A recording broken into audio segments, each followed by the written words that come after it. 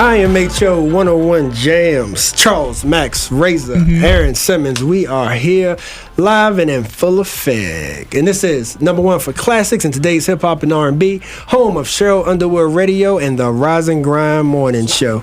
And we're going to make a little shift here, Max and Aaron. We're going to go over to Albemarle County. And we're going to talk to Graham Paige. He is a current member of the Albemarle County School Board, representative of the Samuel Miller District, and he is up for re-election. Mr. Paige, thanks for joining us. Thank you for having me. Yeah, I appreciate you coming by and all the good work that you've done. So how about we start with sort of your, any of your highlights, your experiences from your first, year or so there working with the county, and some of the things you like, some of the things you want to change. One main experience, I guess, that was sort of a negative thing was the vote to close Yancey School. Yes, sir. Even though some good things occurred during my first 2 years on the board, that was probably the most negative thing, the thing that I would like to have changed or at least to have proceeded in a different way. Right. Ordinarily, when we vote on something like that, if the item is an information-only item, we don't take a vote that night. Okay. But with Yancey, when the proposal to study the school came up, that first night it was an information-only article, and a vote was taken at that time to proceed to see what actions we could take with the school. Okay. And so I voted against that. And then 2 weeks after that, the vote was taken to close the school. So from first being presented to actually voting to close was about a 1 month time span. Okay. So that was something that was pretty traumatic. Yeah. And I think that feeds well into people who may not know Graham too well. I kind of glossed over it, but there may be a personal reason why Esmond and Yancey is so near and dear to you. For people who don't know you, give me your background, your experience. Okay, I've been a lifelong resident of Esmond. I didn't graduate from Yancey. Okay. I graduated from the school that was there previously. Gotcha. But I was educated here in Albemarle County, so I went to Burley. And also, I've been a lifelong resident of the community, so I've done a lot of things within that community. I've been active in the church in Esmond, New Green Mountain Baptist. I've been active in a whole lot of other organizations, including the Esmond Community Day with you. Yeah. And so I've been really pretty active in Esmond community. Okay, all right. Now, maintaining our excellent school system, what are some changes there as far as, maybe some of the ins and the outs, some of the things after being in there for years? You were there 1 or 2? 2 years. Yeah, so you've been there 2 years. Yeah. So after that experience, what's at the top of your agenda for why you want to be reelected? What's some of the things you still want to tackle? Okay, I have maybe about 4 main things. The first thing is the achievement gap. Okay. Even though we do a really good school job in Albemarle County of educating most of our students. For instance, we have the language programs in 3 of our elementary schools, Meriwether Lewis, Woodbrook, and Cale. We also have the academies at our 3 traditional high schools. At Albemarle, we have Mesa. At Monticello, we have the health sciences, and out at Weston, we have environmental sciences. But when you look at a certain part of our program that's going on within the county, we do have a problem. There is an achievement gap that exists within Albemarle County. When you compare our pass rates for SOL test and compare racially, there's probably about a 20 to 30 point disparity between pass rates for our white students compared to most of our minority students. Wow. Okay. Also, when we look at some of our other data, like number of students who earn more than 5 points in math classes, there's a pretty big disparity. And also in our academic, or rather our advanced studies diplomas, we have a pretty big disparity gap. So closing that achievement gap would be one main thing that's on my agenda. But now, as far as going about that, is that more after school? Is that changing up the teacher workforce? What are some of the ways that the school board has discussed in trying to tackle the achievement gap? Okay, that's a good question. The main thing that we have in the budget this year is a program or a pilot program called SEED. Okay. And that's going to be implemented in the urban ring schools urban ring elementary schools, which would be Woodbrook, Cale, Agner-Hurt, and Agner-Hurt. Okay, so at the 4 urban ring elementary schools would be the ones that this is going to be implemented. And that program would sort of study like social problems, emotional problems, and academic problems with our minority students and with our underachieving students, and see how we can sort of bring those points into focus. We'll have like school psychologists, social workers, and other workers who will be working on all 4 of those aspects to try to improve our achievement gap, to try to close that gap if we can't reduce it completely. So that'd be one main way to do it. That's the main thing. We have special funds this year in the budget to sort of tackle that problem. That's good. So that's the main thing that we'll be doing. Okay. Now, and in that same vein, I noticed that one of the things you're in favor of on your website is providing competitive wages for our teachers and other school personnel. One thing that I'm always curious about, and maybe you can provide some insight on some things that you may support personally or that the board is pursuing, but when it comes to wages for our teachers and whatnot, that's always a big issue as far as working with the county, the board of supervisors, things of that sort. Do you feel like that Albemarle County is getting the level of meeting the standard for a teacher that you really want on a consistent basis, or do we feel like that we need more money coming in from the county for those wages? We probably need more money coming in from the county for the wages. Okay. We had one firm to come in and do a study for us, and ordinarily we compare ourselves to surrounding counties, and this firm came in and compared us to similar programs within the state. On a survey site called NISH, Albemarle County is ranked number 3 in the state of Virginia in terms of the quality of our education system. Okay. So with that program, they compared us to similar school systems that have a similar rating. For instance, Fairfax, Arlington, some of the other counties, and even some places that's not in Northern Virginia, to see how we stacked up with them. And at the very beginning of the teacher's career, we do pretty well. But then probably by the time we make it to about the 10th year is where Albemarle County starts to sort of fall to the back. We're pretty far behind by the time we get to about 20 or 25 years of experience. So we do need to do something to sort of close that gap, because within the state and probably within the nation as a whole, the number of teachers that's being trained now in colleges, that pool is shrinking. So that means that we here in Albemarle County are going to have to start competing with other places to draw teachers from that shrinking pool. And in order for us to sort of maintain our high quality, to recruit and retain the best teachers, we are going to have to do something. So we will have to try to maybe see whether or not the supervisors can start giving us more money, or either the state.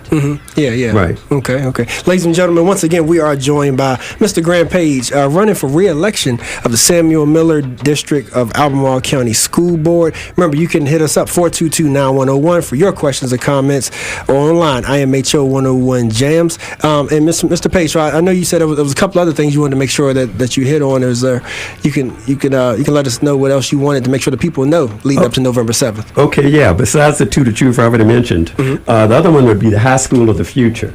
Okay.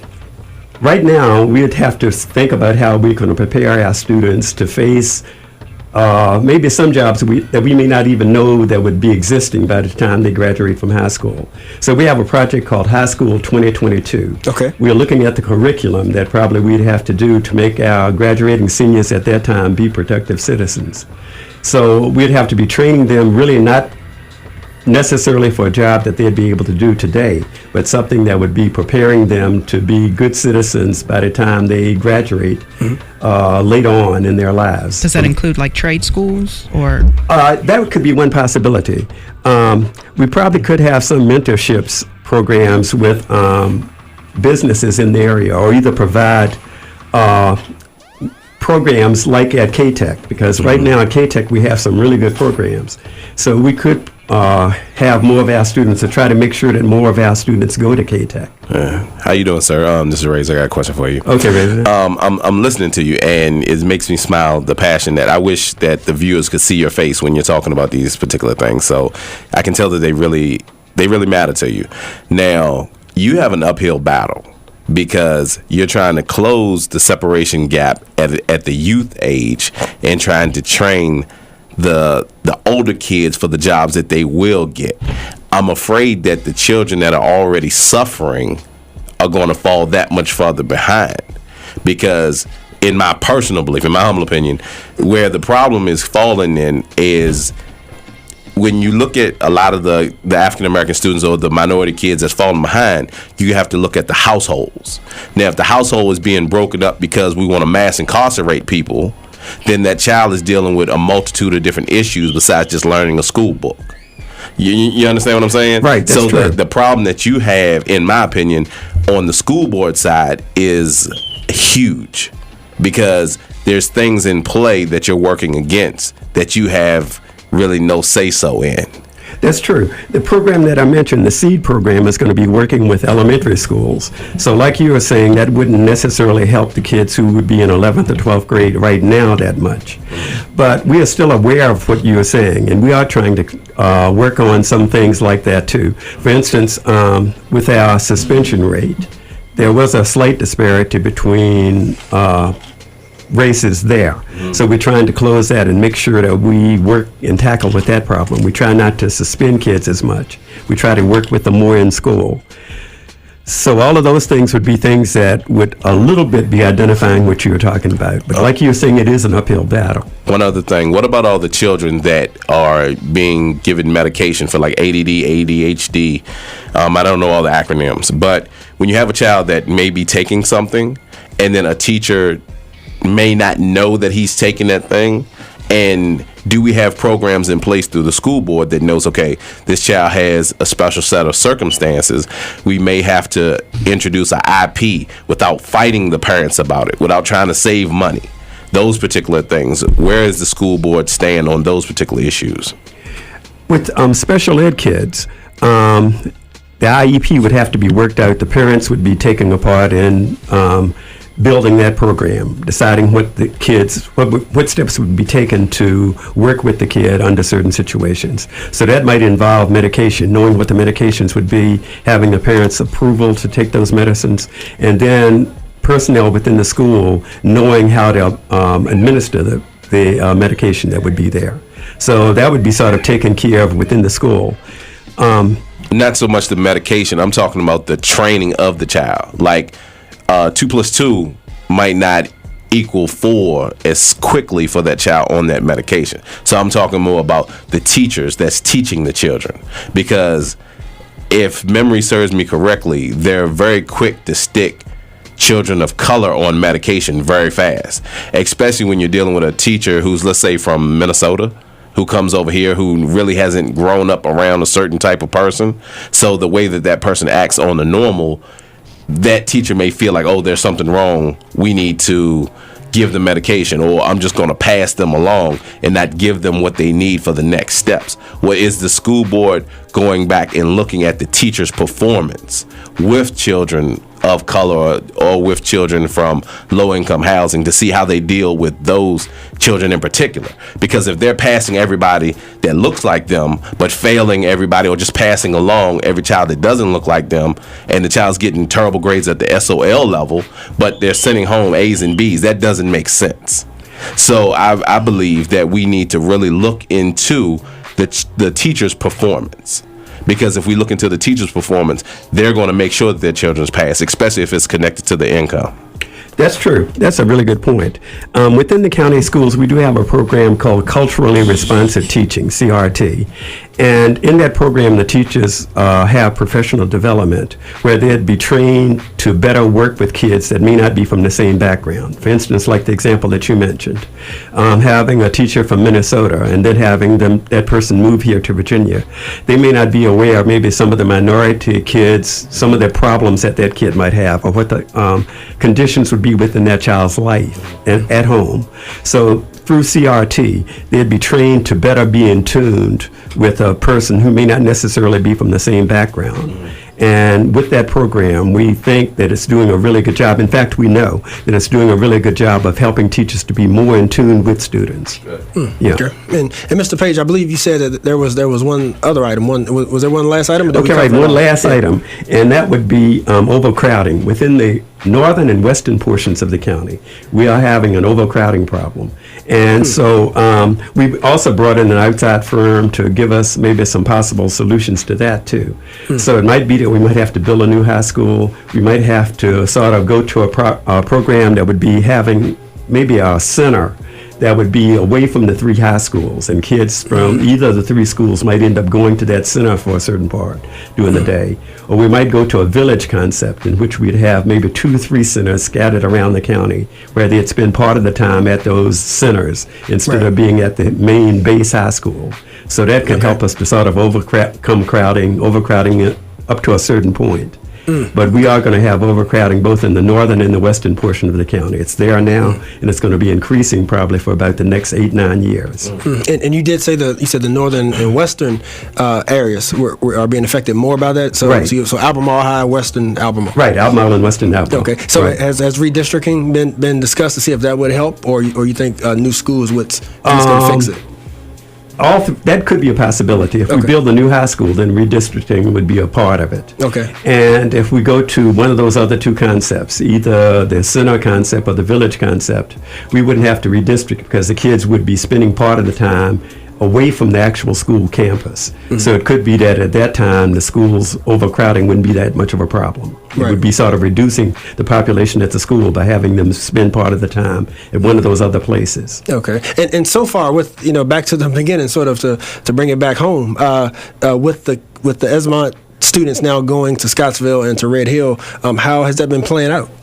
So far, it's played out really well. But again, that's going to be one thing that I'll be really personally involved in to make sure that those kids who were transferred either to Red Hill or to Scottsville, to make sure that they really do perform up to par, that they perform better. That, in other words, what we had as one motive for moving them, that they'd be receiving a better education, that really does happen when they are either at Red Hill or Scottsville, to make sure that they aren't sort of swept below the carpet and sort of overlooked in a way. So we want to make sure that they do really achieve well at those two schools. Okay. Well, Mr. Page, thank you for taking the time out with us to come in and use this platform to speak to the listeners.